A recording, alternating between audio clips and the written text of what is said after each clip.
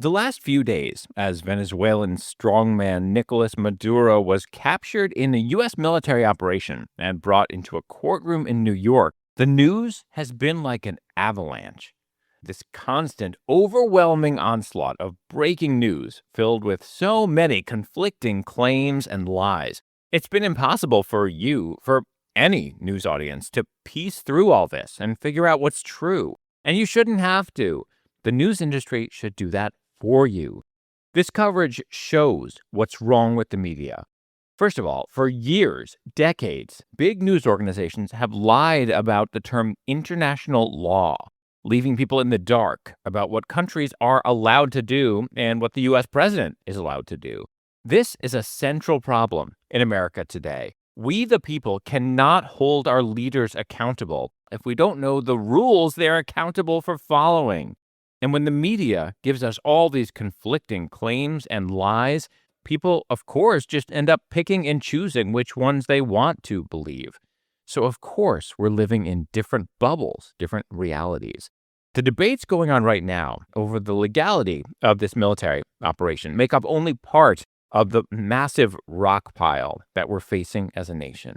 Also in the mix is the reality of history, what other presidents have done, what other countries have done, and what they're doing now, and the reality of Venezuela, from oil to how the country threatens the United States to its relationships with top U.S. adversaries like Russia, China, and Iran. Also in the mix, questions about our own justice system here inside the United States. Can a foreign leader be captured and brought here to stand trial? If Maduro argues that he shouldn't have been captured in the first place, can that free him? According to a U.S. doctrine that both parties have long supported, the answer to that is no. No matter what happened in the military operation, he can be forced to stand trial here. The media should be telling you this, and so much more. Instead, it's been piling on, so you are left at the base of a mountain staring at that mess. Today, on They Stand Corrected, I'll give you the facts to understand this historic moment, which includes court proceedings that both parties have wanted. Yes, the Biden administration wanted Nicolas Maduro to face trial and increased the bounty for him by millions of dollars. I'll also explain why another story in the news that got buried involving the UK, France, and Syria is essential for understanding questions swirling around Venezuela. And I'll share a clip that shows the media's blissful ignorance of its own hypocrisy. All this might sound confusing, but it won't. I promise I'll make sense of it all for you. I'll piece through that wreckage so that you can see what's true. It's a new year. Time to tackle a new set of media failures. Today on They Stand Corrected.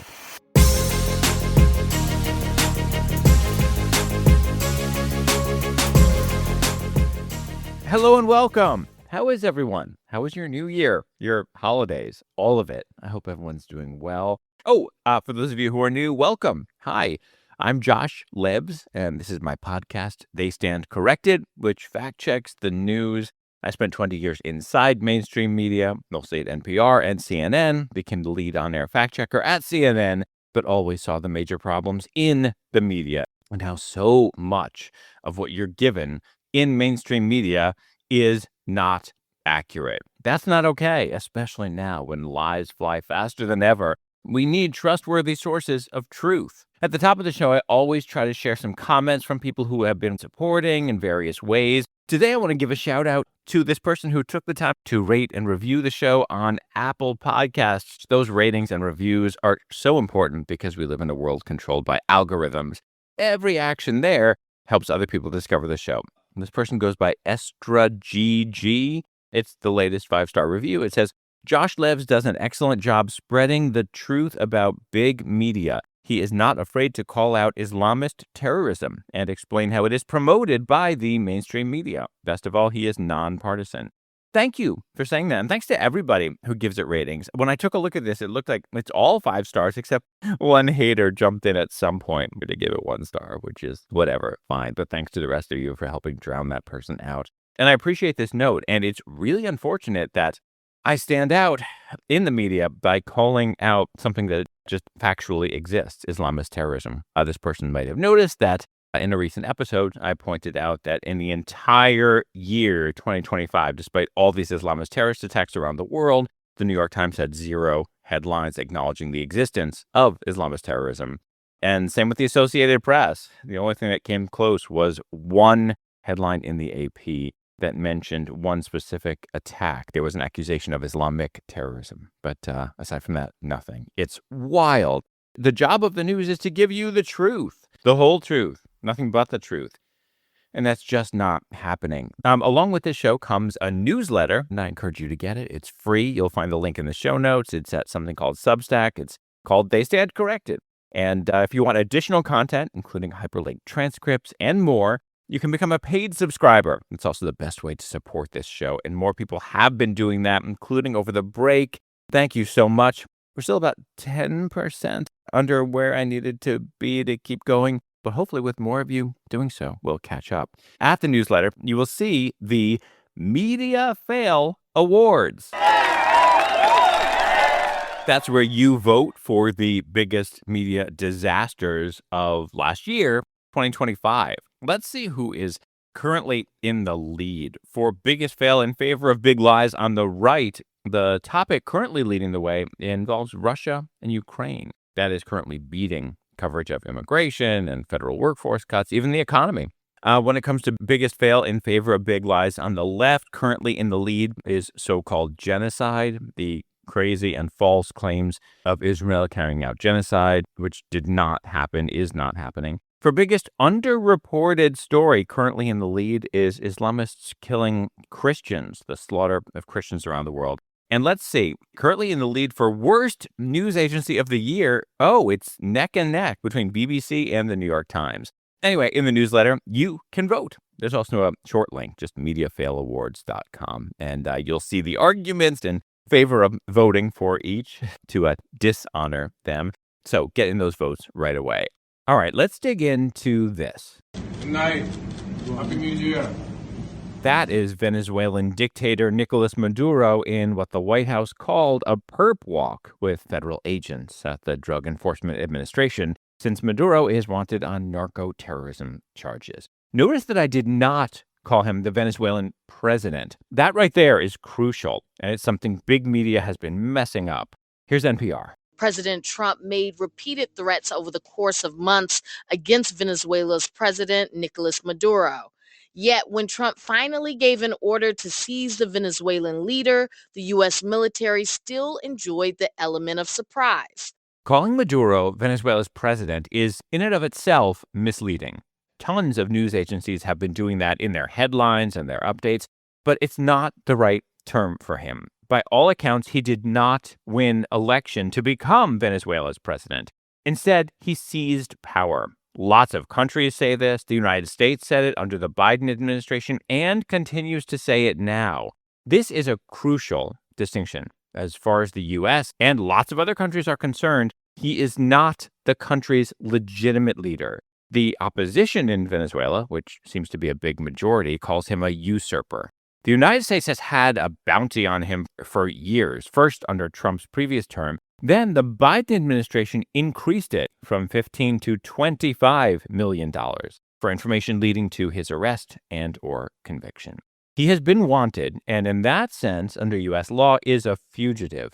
The news should tell you this every time that someone calls him a president, and it's especially important anytime someone argues that Maduro was protected from arrest by a foreign power. Like, here's a clip from the BBC. This was an interview with Jessica Peak, director of international and comparative law at UCLA Law School. Customary international law shields sitting presidents from arrest and prosecution. This is the idea of head of state immunity, and it is really designed to grant presidents and other heads of state with absolute protection from prosecution and arrest by foreign courts while they're in office, to let them do their jobs without any fear of intervention by the state. But does that apply here? If Maduro was not the legitimate leader, then that might not apply. He might not be shielded. The news should tell you this. Also, the media should tell you what customary international law even is. It's a collection of unwritten practices that countries generally follow. So whether all this stuff applies in this case is a question. The attack on Venezuela came 36 years to the day after the U.S. struck Panama and arrested its leader, Manuel Noriega. It's not the same situation. There are plenty of differences. But the United States has arrested other leaders and toppled leaders, like in Iraq. Every situation is different. That is where the complexities on this come into play. The media should explain what the practices and rules are, and then let people with proven expertise tell you their arguments for why something violates a specific rule. But that has not been happening. Instead, you just get this onslaught of claims.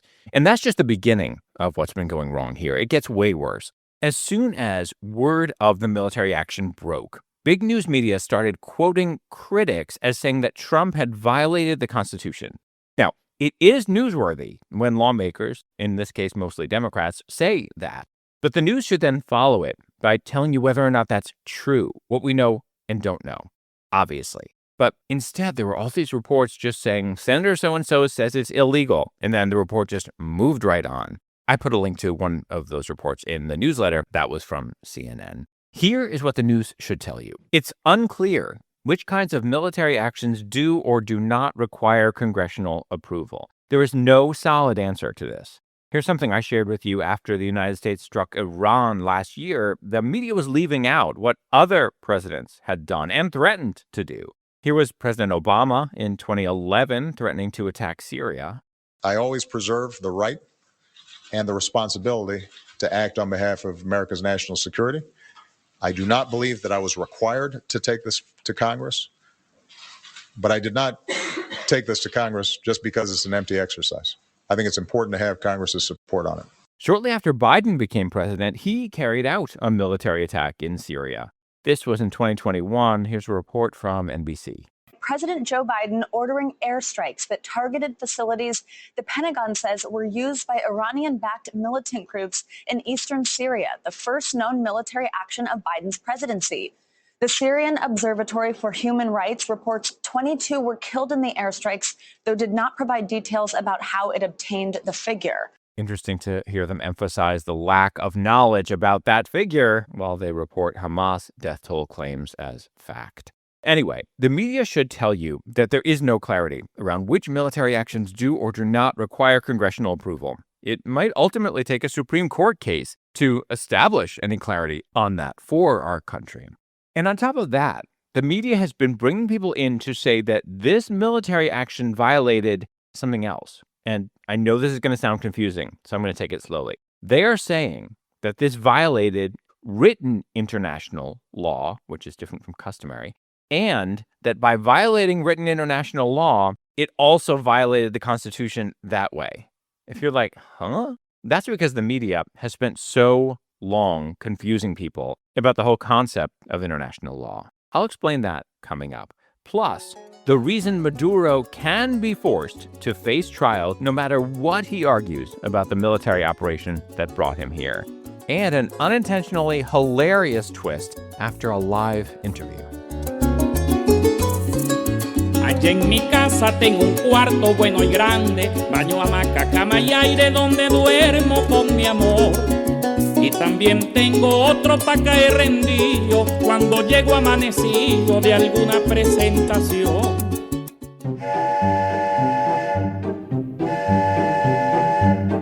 Do you remember the little engine that could? Let's talk about that for a second. The dangerous polarization taking over our society is being fueled by the media. And there's a reason for that. The market rewards it. These days, if you join a big lie of the right or the left, it's like you are put on a bullet train that speeds to numeric success.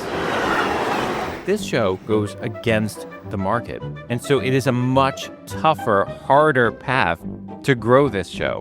We need your support to grow this movement for truth, to help fuel this train up the hill. Here are things you can do.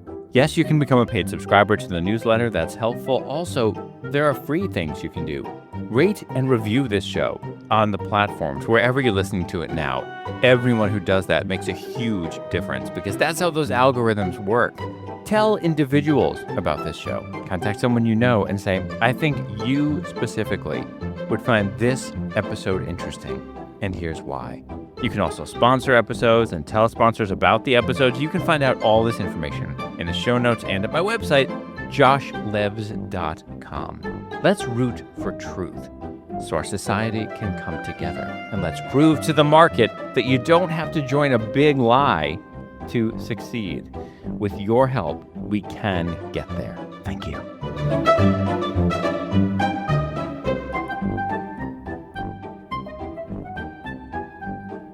As we piece through the news wreckage on Venezuela and Maduro, we need to dig into this. For decades, the media has lied about international law. There's a reason that one of the first episodes of this show focused on that. It is a concrete, clear example of the media failing in its most basic mission, to provide truth. The media uses the term international law as a weapon rather than a concrete thing to report on. It does this constantly. Here's the BBC. The Israeli government has approved a plan to expand settlements in the occupied Golan Heights, a move considered illegal under international law. That's not a fact, but hear how the media treated it as one. Considered illegal under international law. Considered by whom? That question is as much in dispute as any other question in the world about so-called international law. I saw this happen in my years inside CNN. People threw around the term international law all the time and didn't know what they were talking about. Sometimes I would ask people which international law they were talking about, and they never knew. I remember this one day, someone from the international desk walked over to me and said, anytime we mention Israel and the West Bank, we need to add which is a violation of international law. And I asked her, oh, which international law are you referring to? And she paused and said, I don't know, we just say it. Anyway, if you haven't heard the previous episode, I encourage you to check it out. But here's what's significant now. People have taken up the propagandistic use of the term international law, and they're trying to apply it here. I had an exchange with New York City's new mayor, Zohran Mamdani. He has lied about international law throughout his campaign and constantly proven that he has no idea what it is. And he wants to violate that customary international law I discussed earlier. He wants to arrest Israeli Prime Minister Benjamin Netanyahu, which would definitely be against that customary international law and would be unconstitutional. Big media refused to tell you any of that. I did an episode about that, too. If you haven't heard it, just scroll back. You'll see, I believe that one was called Mom Dangerous.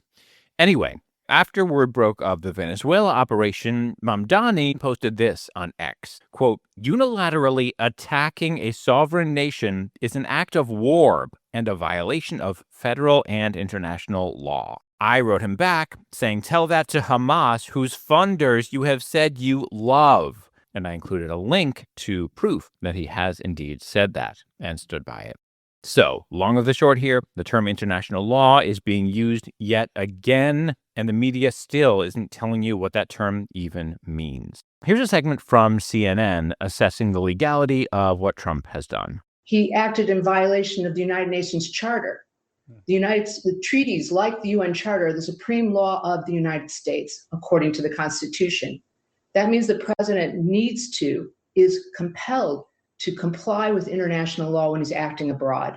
He hasn't done that. That's a guest named Mary Ellen O'Connell, professor of law and international peace studies at Notre Dame. I want to make clear, these legal analysts that I'm sharing with you didn't do anything wrong. They were brought in to give their take, and that's what they're doing. This is about the media and how it handles all this. Here's a little bit more of what Mary Ellen O'Connell said in this live interview with CNN. He doesn't even respect the most important treaties in the international community, namely the United Nations Charter and the International Civil and Political Rights Covenant that protects human rights of everyone, even the criminally accused.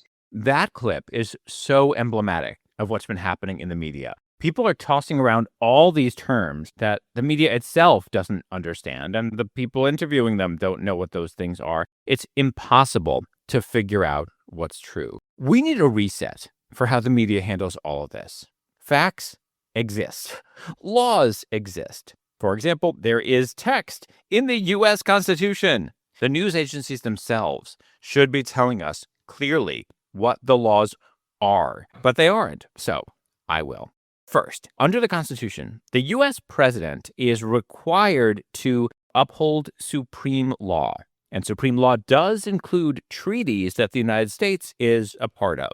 One of those treaties is the UN Charter, which says stuff like all members shall settle their international disputes by peaceful means, and all members shall refrain in their international relations from the threat or use of force against the territorial integrity or political independence of any state. So, that's nice, but obviously countries everywhere don't follow that. Countries take military action all the time and fight about who really started it and who was the real threat and all that. So, it's not simple. Like, well, this action goes against the treaty, boom. The news should explain that, and then have people with specific expertise, people who know the complex web of international agreements and know specifics about this military action. They can come in once you've been given those facts, and then they can argue why something does or does not violate a law, violate an agreement. But then instead, they don't even tell you literally what they're talking about. Like there's something else you mentioned in there. Let's listen to those words again.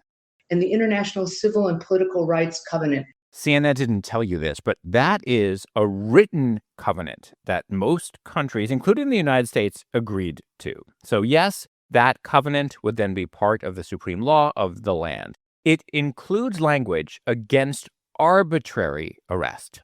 So, does this violate that or any other part of it? That's a question. Here's something else crucial that no one's telling you. Both political parties, Democrats and Republicans, including the Biden administration and the Trump administration, both have argued that that thing you just heard referred to, that covenant, the International Civil and Political Rights Covenant, that does not apply when a country is dealing with someone from another country.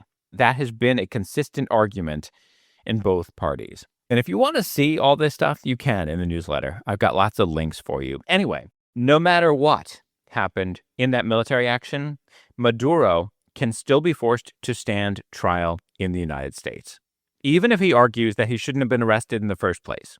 And that is because of something else in our government that both parties have stood by. It's called the Kerr-Frisbee doctrine. It establishes that no matter how someone was taken into custody, including grabbed from another country, they can face trial here in the United States. One more important note on this.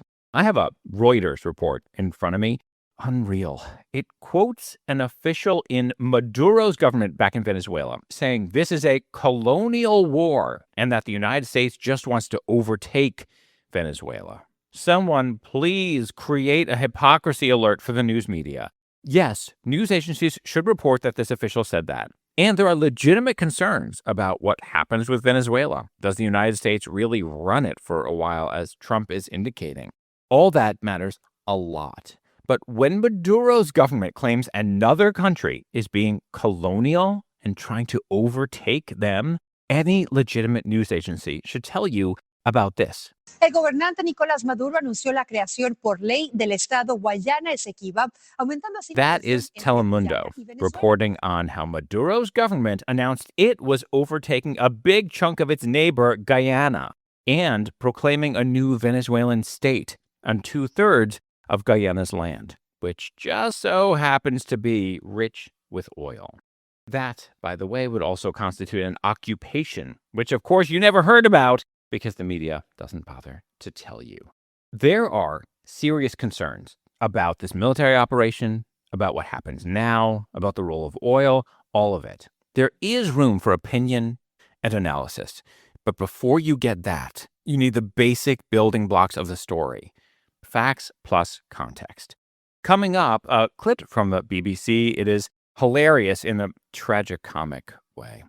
Plus, if a democratic, modern, homegrown Venezuelan government has the chance to take over, it could help fight one of the biggest scourges on earth, Islamist terrorism.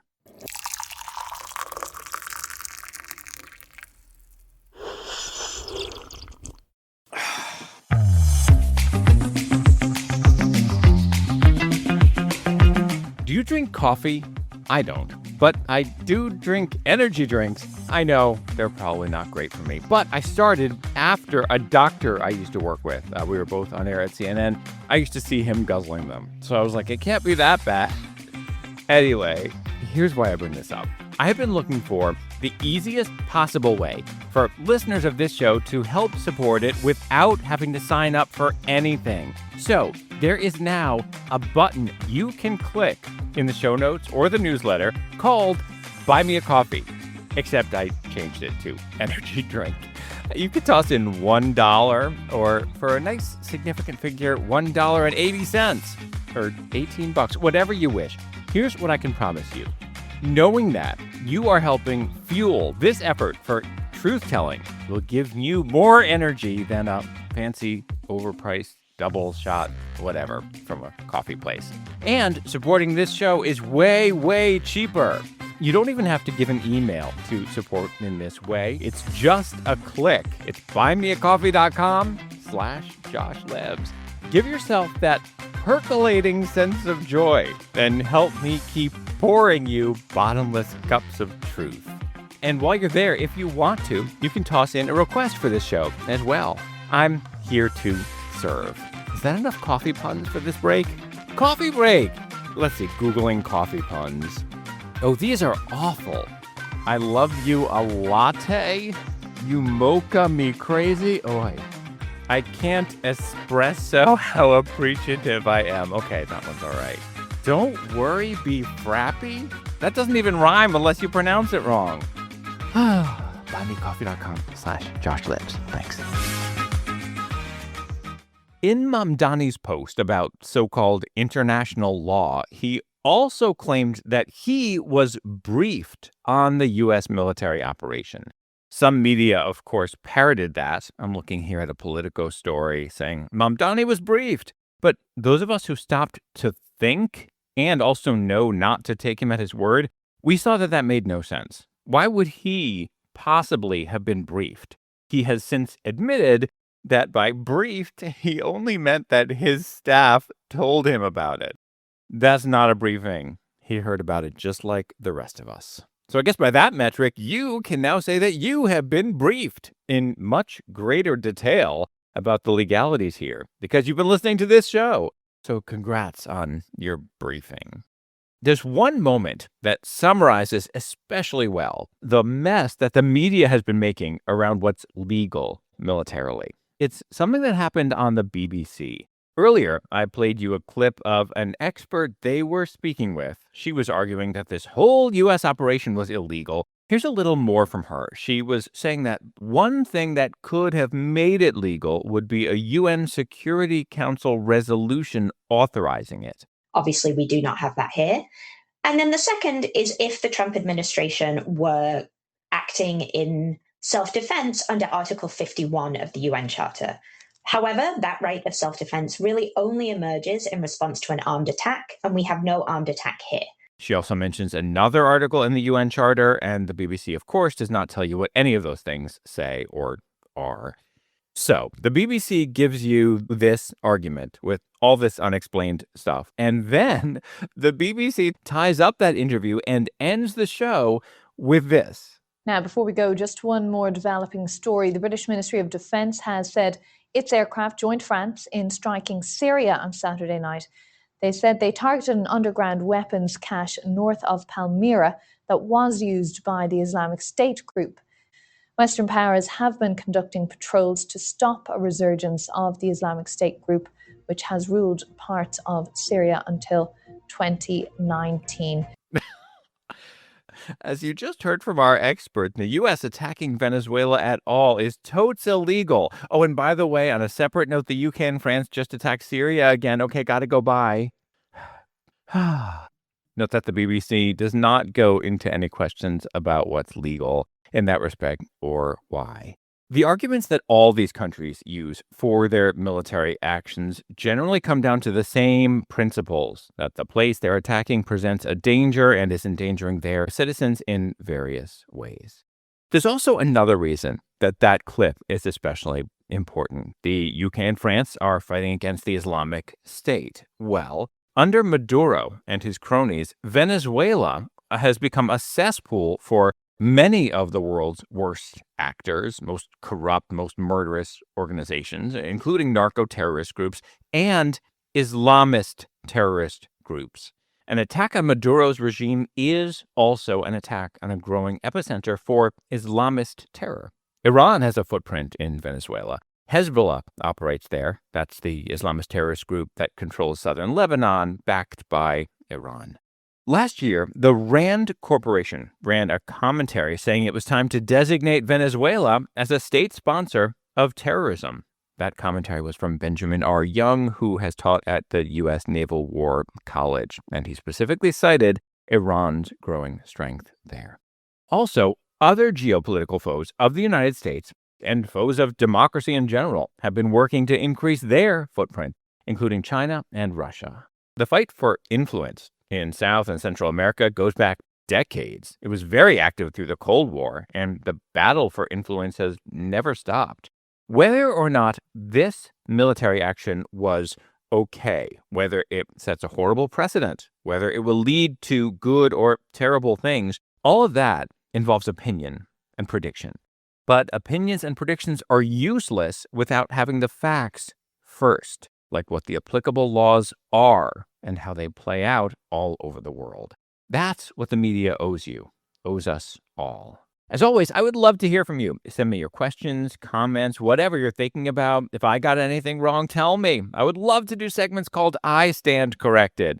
It would help show the media that if you get something wrong, you can correct yourself. There's no shame in that if you made a good faith effort to get things accurate in the first place. There are two ways to get in touch. The best is through the newsletter, and the second way is through a form at my website, available to anyone. It's really cool. It sends you a unique code right then, which you then put into the form, so it gets right to me. It might not surprise you to learn that I had another topic prepared for this week, but when all this went down with Venezuela and Maduro and the media was blowing it so badly, I put that aside for the time being and crunched on this. I went through tons of reporting and documents and international agreements so that you don't have to. To everyone who supports the show in any way, I am so grateful. And to all of you, thank you so much for listening. I will see you next week.